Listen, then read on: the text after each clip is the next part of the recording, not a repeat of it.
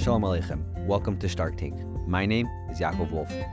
This week, we're sitting down with Rav Yehoshua Pfeffer, a Rav, a Dayan, a former Supreme Court clerk, and the director of the Iyun Institute. Rabbi Pfeffer transitioned to the workforce after many years in Yeshiva, and he's helped countless others along that journey as well.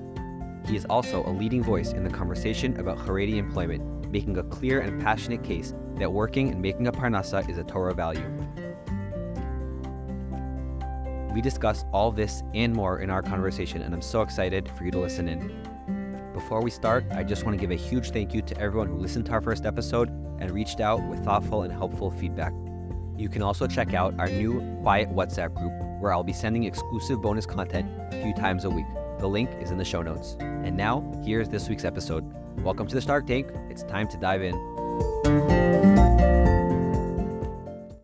Rabbi Yehoshua Pfeffer, welcome to the show, and thank you so much for joining us today. Yeah, I'm happy to be with you. For those listeners who don't yet know you, could you introduce yourself and tell us a little bit about your professional background? All right, my name is Yehoshua Pfeffer. I'm the Rav of a community in Ramot, Yerushalayim, a beautiful Anglo-English-speaking community where the great majority of members are Olim. So that's my rabbinic capacity. In the, I would say, kind of non-rabbinic capacity, I also had an institute called the Iyun Institute, where we try to think about issues of the broader interaction from society with the world. That includes the workplace, but it also refers more broadly to Israel. I would say it's Haredi focused, and the question is, how do we envisage a Haredi society, which is, from in English, they sometimes call it ultra-Orthodox. Haredim don't like the term ultra-Orthodox because it sounds a bit radical. Well, Haredim are a bit radical, but still don't like the term. And therefore, we prefer Haredi. But the question is, how do we envisage a more integrated Haredi society that maintains its core values while at the same time rising up to the responsibility for Israel, which, given the size of Haredi society in Israel today, that's essential both for the sustainability of the Haredim, but also for the state of Israel going forwards on many levels. So I operate a journal, we operate leadership programs, we have a magazine, we have a literary section. I also have a kind of weekly Divrei Torah pamphlet called Kehila, which is a wonderful little publication that gets out to all kinds of English-speaking shuls. And aside from that, I also teach. I teach at Hebrew U. I've taught at a number of yeshivas. At Hebrew U, I teach at the law faculty. I graduated from Hebrew U with a bachelor's and a master's in law, and I teach a few courses there. So that's more or less my current portfolio. Married, live in Ramat, father of 8. My 2 oldest are married. And could you give us a brief biographical sketch? Where do you grow up, what your background is, and how you ended up in such a unique place? Sure. So I grew up in London, in an area called Hendon. This is a very Jewish area in Northwest London. And this was I would say, pretty run-of-the-mill from community that I grew up in. I went to Hasmonean, which is, kind of the place to go in Northwest London. I say that, tongue-in-cheek. There are other places to go too. But this is a kind of pretty standard, from school. It's not too right-wing, not too left-wing. It's pretty much in the middle. From there, I went to Yeshiva. I completed my A-levels. I got a pretty, broad education. I studied sciences as well as English. And from then I went to Yeshiva with a view to going back to university. The thing is, I really fell in love with the Yeshiva experience. And I just ended up, deferring my university place year after year, and then just ditching it altogether and staying in the Yeshiva system for multiple years. Meaning, I got to Mir. I studied at Mir Yeshiva for a good few years under Rabbi Arieli. Then I got married. My wife is actually Israeli. We speak Hebrew, but we speak English at home, but she's from an Israeli family. And I just kind of stayed in learning for a while. I learned under Murav Rebbe Rabbi Weiss, Shlita, for many years. I became a Dayan on his based in for a few years. So I was very much involved in the, kind of Torah world. However, I was still a little bit different from my kind of Israeli Haredi peers. Probably the main way in which I was different at the time, aside from, I would say, differences in outlook and approaches to the state of Israel and to other matters, it was always important for me to be the main breadwinner of the family.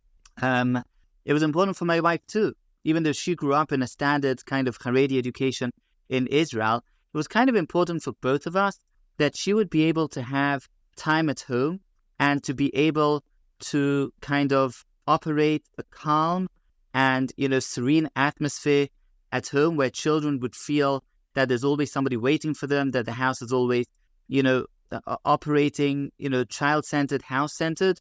That was important for her. It was important for me too. So multiple years, I always made sure that I had Parnassa options, and most of that in those years came from kind of writing skills that I had developed, English skills as well as writing skills, and I was able to convert a lot of my kind of Torah study and Torah knowledge into different different jobs, occupations, whether it was in the beginning kind of editing Torah stuff. I worked for Nele Ele for a while. I moderated the Din Online website, which is a wonderful resource for kind of Torah websites. So I did the questions and answers for about 10 years. And I wrote all the articles in Hebrew and in English. I had a good Hebrew. I actually grew up speaking Hebrew, so I had very good Hebrew and English skills. And those were all very instrumental in allowing me to, on the one hand, be very much occupied in Torah study and growing in my Torah scope, but also making sure that I could earn a basic income and support the family. And I did that for a good few years. And after many years in the Beis Medrash and Yeshiva, while also working on the side in Torah occupations, what was the next step for you? After a certain time, I think I felt it was a wonderful life, wonderful lifestyle. And nevertheless, there were a few things that kind of led me to look outside of my immediate surrounding, the kind of Haredi bubble, and think about expanding my reach, expanding my scope. One of the things was Parnassa.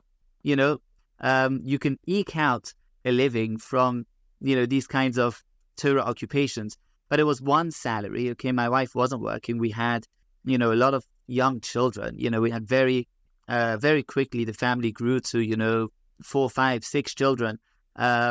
This is not easy to support a big family on one Torah related salary. So that was definitely one consideration.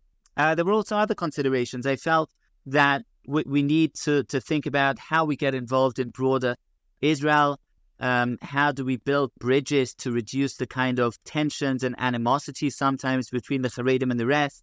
I also felt that among my Haredi peers, I saw some of the shortcomings of the system, whereby people don't have skills of being able to work, to hold an occupation, and so on, and women being the main breadwinners. This is not a simple system to operate, certainly not on a mass level, for a community that's so big. And I felt that, it would be interesting, or it would be worthwhile to get a degree and to see what's going on in broader Israel, to learn a bit more about, life outside of the kind of Haredi bubble I was living in, and to see where it leads. I really did not have a very clear and concrete idea of where this would lead me, but I felt that it would be appropriate to do a law degree. I think in terms of being a dayan, the legal expertise definitely gives you an advantage. So that was on the one hand.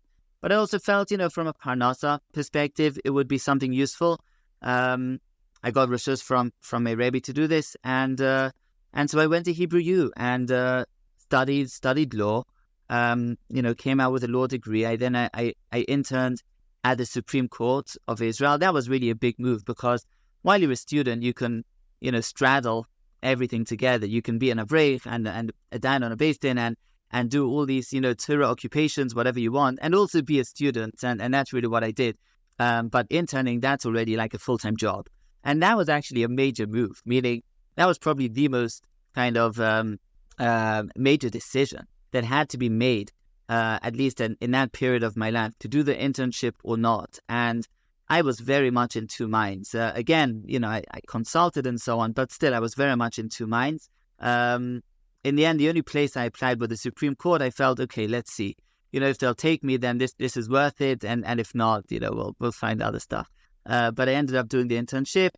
I'm qualified now as a lawyer, but I didn't practice much. And the reason is because my kind of my experience, having this very strong footing, on the one hand in the rabbinic Haredi space, and on the other hand in the kind of broader Israeli space, whether it's in academia or in other areas, just got me involved in initiating a whole set of different, programs and initiatives.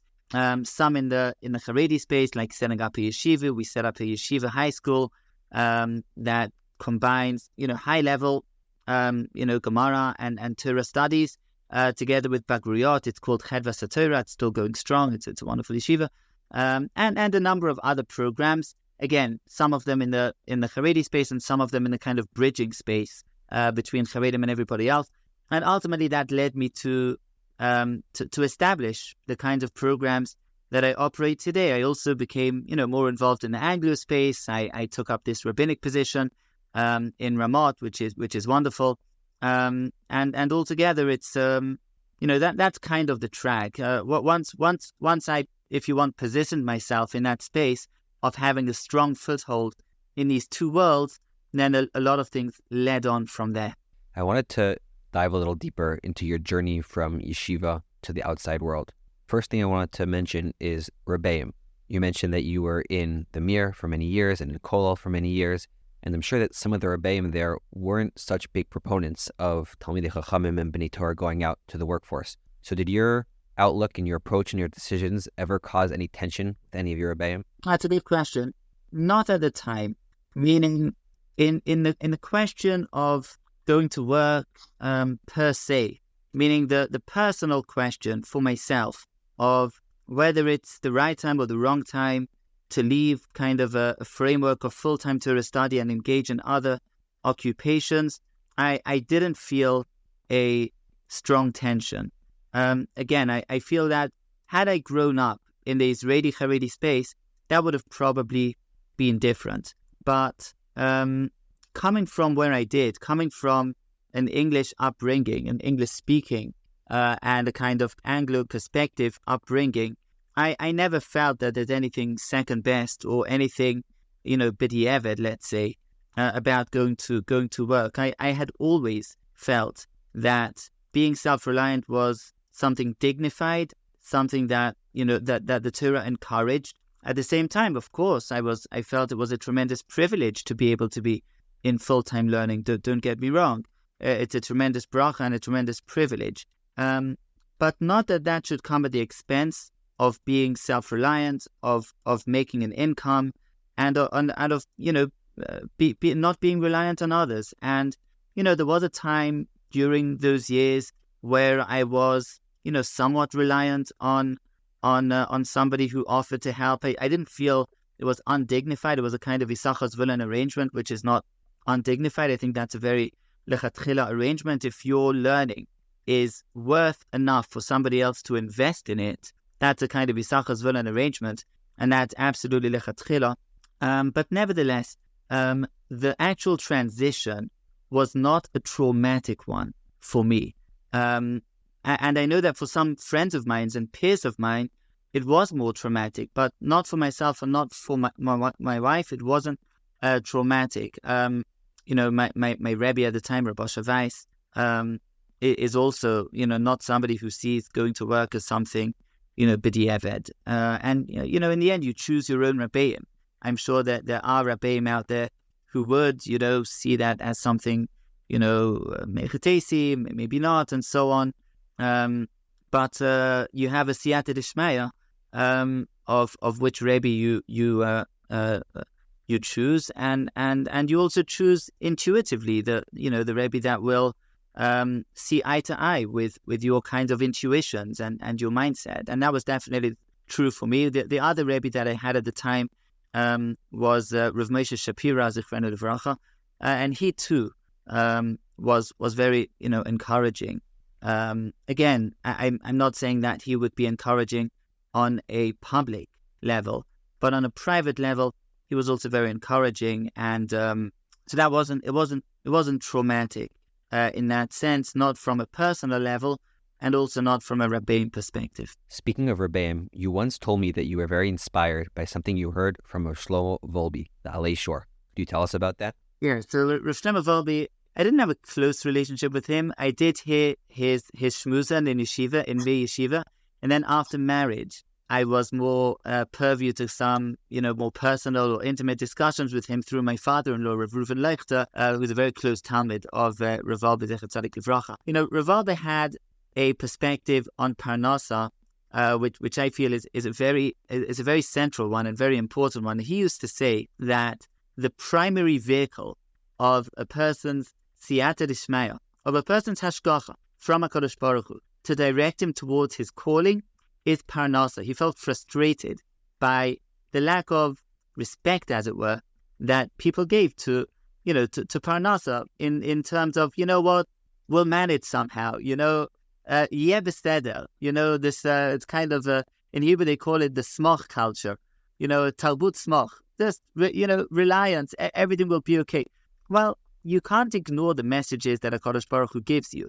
And part of the messages, part of Hashem's communication with us is through the channel of Parnasa. You need to make a living. You have to be able to support your family. That's the dignified thing. This I didn't hear from Rav Volbe, but the Gemara tells us, Brachas Ches, right? Godel anene migia kapov yoisem yirei shamayim. Somebody who is nene migia kapov, who's self-reliant, who enjoys his own, right? The fruit of his own labors is greater than a yirei shamayim. I understand that in the following way. It's difficult. The Maharsha and others struggle with the statement. Why is it greater than a yirei shamayim? Why is it even commensurate? Meaning it sounds like it's non-commensurable.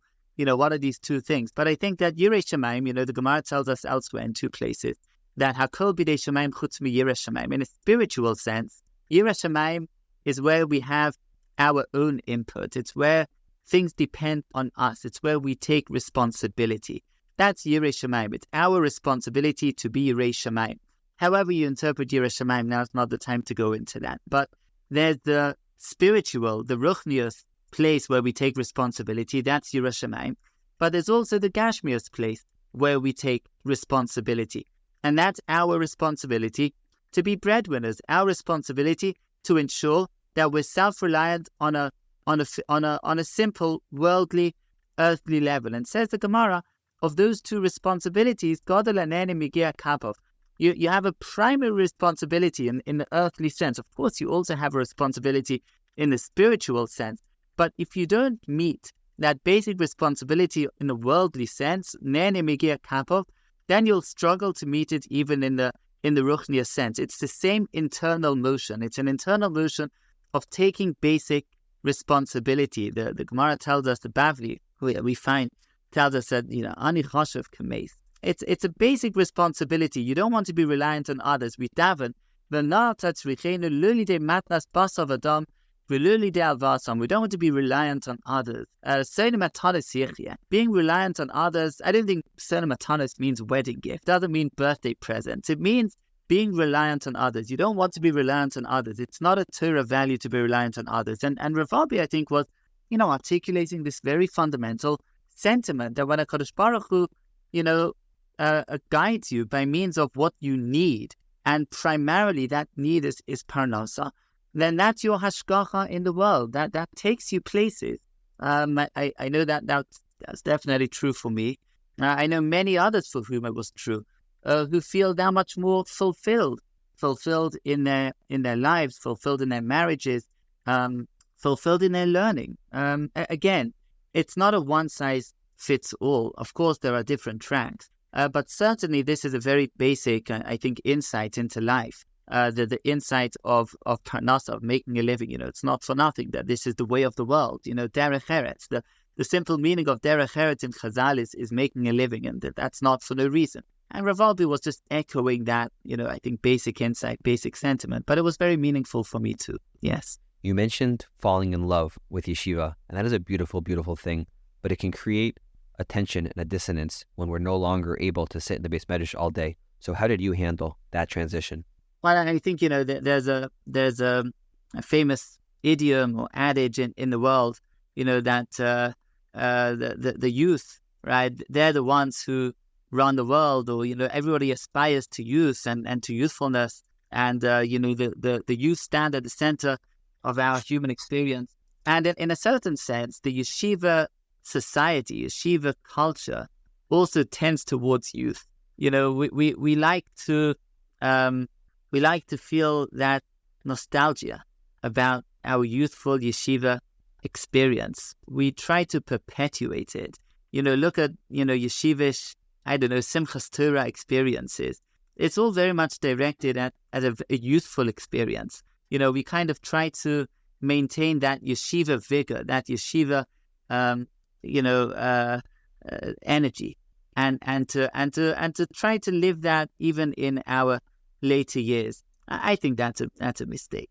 Meaning, of course, we should look back at yeshiva as a wonderful time, a time of growth, a time of inspiration, a time of being totally immersed in Torah study. It's a wonderful time. But that's good for your youth. And it's not good for your later years when you have responsibilities to your family, to yourself, to the world. And that requires other things of you. And those other things are your avodas Hashem. And we should be excited about that. We should daven for that. My davening changed. When I was a kid, when I was in yeshiva, okay, and also as a young Avrei, I had no question of what the meaning of the word V'tein chelkeinu b'tzirasecha means. When I daven V'tein chelkeinu b'tzirasecha, I was davening that I should, have a new chiddush in K'tzos HaChoshen, that I should be able to write up my next, chiddush in a sugya of the Gemara that I'm learning, that I should be able to publish my next book. I published a couple of books on sugyas, on Gemara, whatever, on different, areas of learning. And that was very clear to me. That's the same chalkinu b'sirasecha. But when I was a bit older and I was doing other things too, then I understood, what is our chelik in Torah? Our chelik in Torah should not be construed, should not be limited to my chidushim in K'tzos HaChoshen. Torah is about the connection, the relationship between HaKadosh Baruch Hu and the Jewish people. The simple reading of the Torah is the history of the Jewish people and the Kadosh Baruch Hu over time. And my chelik in Torah is my chelik in that history, my chelik in that story of the Jewish people and their eternal connection to HaKadosh Baruch Hu. And that chelik in Torah goes far beyond my chidushim in the Beis Medrash. Of course, that's a part of it, but it goes way beyond that. And I should be no less excited about the things that I'm doing. Whether it's living up to my responsibility for my family, that's a big deal. We shouldn't take that lightly.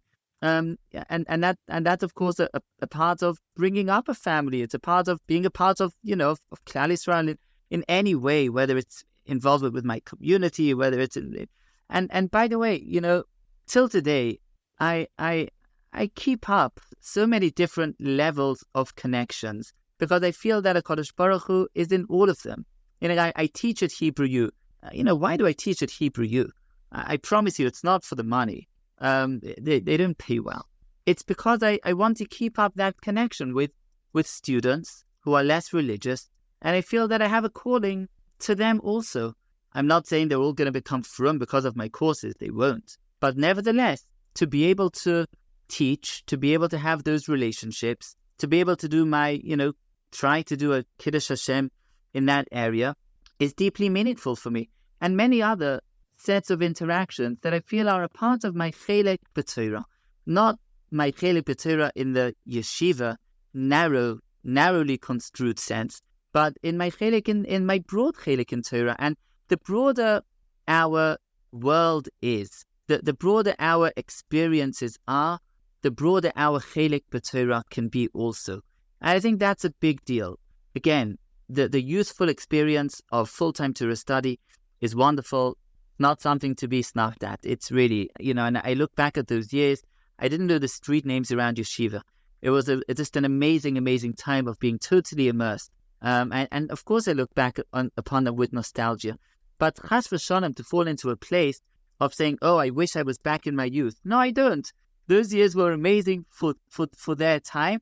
And what I'm doing now is amazing for this time, and in all of the different wealth of those experiences. That is a really beautiful idea, the expanded and broadened definition of Kenu b'Toratecha, and I really, really appreciate that. The other follow-up question I wanted to ask you is, if I understand correctly, your current role has two parts. Part one is you lead a think tank. You're an intellectual. You present ideas and you foster debates. And we could draw a neat line from the Beis Medrash to university to a think tank, the world of ideas, the world of intellect. But you also run an organization. You are overseeing the development and the fundraising and the management of the Ian Institute.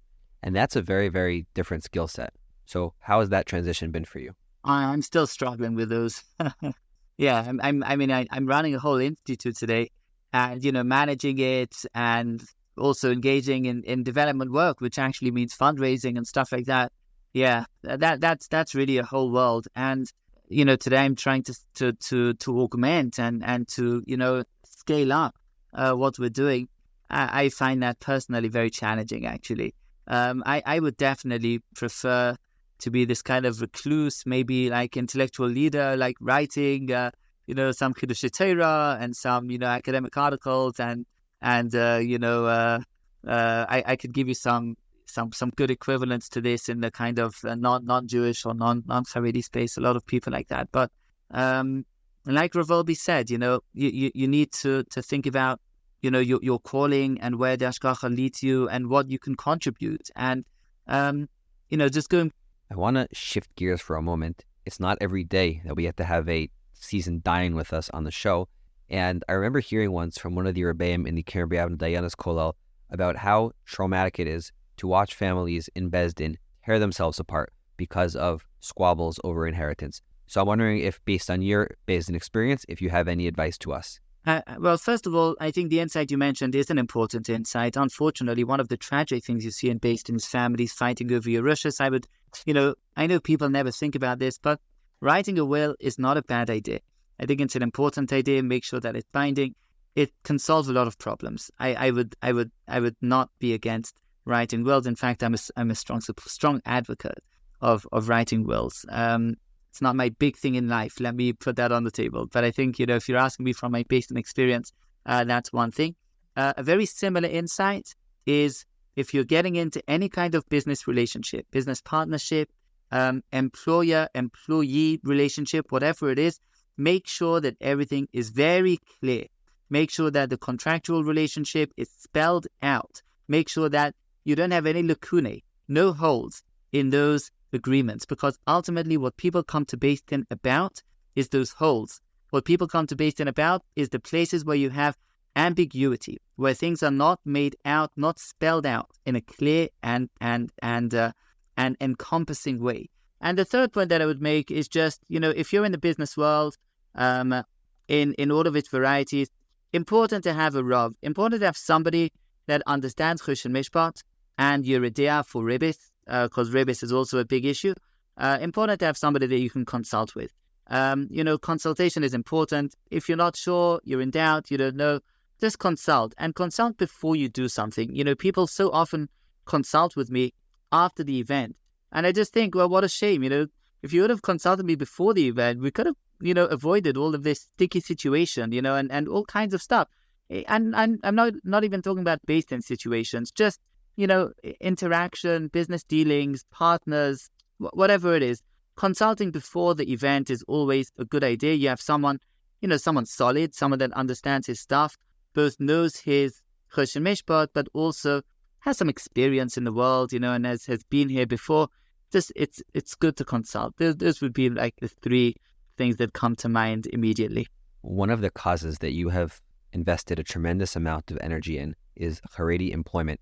And that puts you in a unique place because you've really helped guide many, many B'nai Torah in their transition to the workforce. So for our final question, I really just wanted to open up the floor and hear your thoughts about what you think are the most important things, or maybe the most underrated things, that B'nai Torah who are working should have in mind. One very brief point is the importance of learning. Now, some people will say, oh, that's an obvious one. Everyone's going to say the importance of learning. So let me just clarify what I mean. I think that a lot of our growth is learning dependent. Every year when Rosh Hashanah, Yom Kippur comes, we think, okay, how are we going to grow? How are we going to steig? And so on and so on. How are we going to change? But it's very hard to induce changes. Changes don't happen by themselves. Changes happen often because of things that we experience. But the other way that changes happen is because we learn. And the type of learning that can induce growth, that can induce change, is learning that's meaningful. Learning that we can actually think about. That we're not just learning in order to be Yotze. We're not just learning I did my daf and now I can move on. I'm very happy. Do a daf. Do whatever you want. But take something from that daf. Take something from the learning. It can be 20 minutes a day. Doesn't have to be a huge amount of time.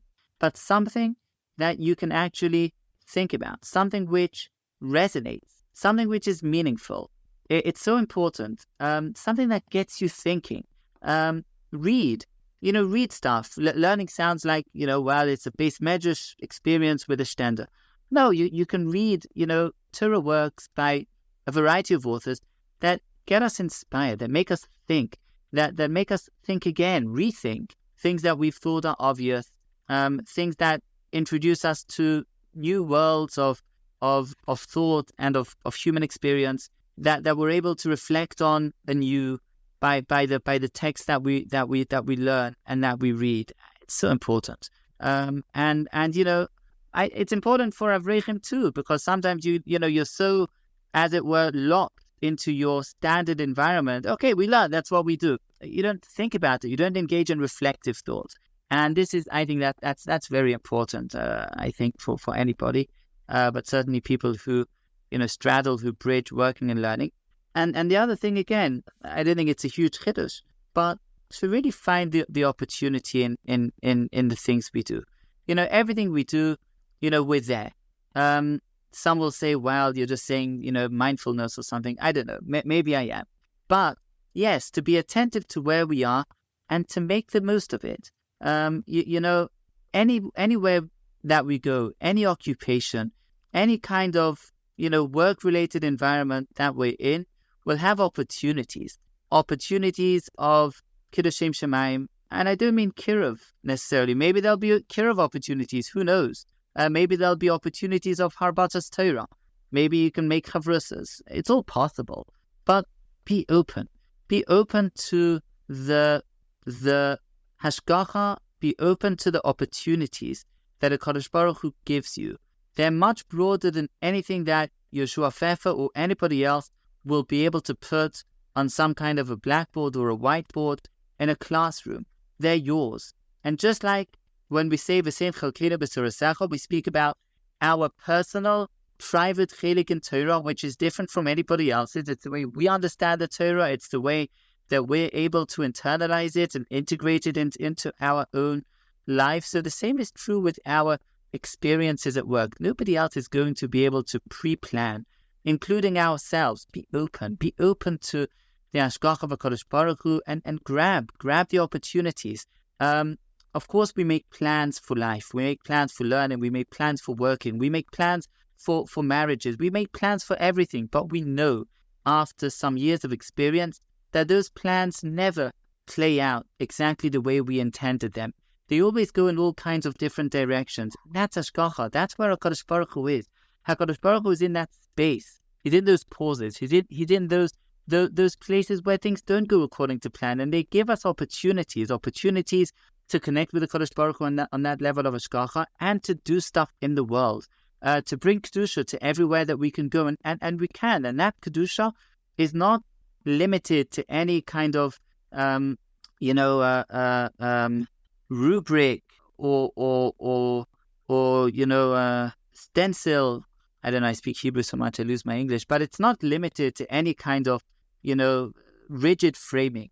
Kedusha is anything that brings HaKadosh Baruch Hu and brings the connection between humanity, Adam, and the Kadosh Baruch Hu, the Jewish people and the Kadosh Baruch Hu, into the world and into our lives and into the lives of others. And there's so much. And especially we're privileged to be able to do this for those listeners who are in Israel, in Eretz Israel. It's such a crazy privilege. We're able to do this at the center of mass of the Jewish people, the place where HaKadosh Baruch Hu has brought us back after thousands of years. The privilege, the excitement of just reflecting on that is inspirational. Every small thing that we do is amplified tenfold, 100-fold when we can do it here in Eretz Israel. And I try to live by that daily. And I wish I would be able to live up to the way I'm speaking about it. But and just to live with this appreciation of where we are, of the greatness of the moment. I go to Shiva calls, tragic these days, 2, 3 times a week I'm at a Shiva call, just to look at these families that they get it because they have a son who's, fighting in Gaza right now and Khalila, kids who are dying in battle. And they say, wow, we're a part of something big. We're all a part of something big. It's a tremendous story, and it inspires us to move forward, and it gives us confidence to understand the greatness, our greatness, the greatest of the moment. And Hashem is with us. And that's my small pep talk, Yaakov. I hope it goes down well. Rabbi Pfeffer, your insights are both timely and timeless, and I really can't thank you enough for taking the time to share them with us today. That's all for today. Thank you so much for tuning into Stark Tank. If you haven't already, please make sure to leave us a 5-star review and share this episode with a few friends. If you would like to continue to follow Rabbi Pfeffer's work, the best way to do so is by subscribing to the Ian Institute's newsletter and subscribing to their YouTube channel. The links are in the description below.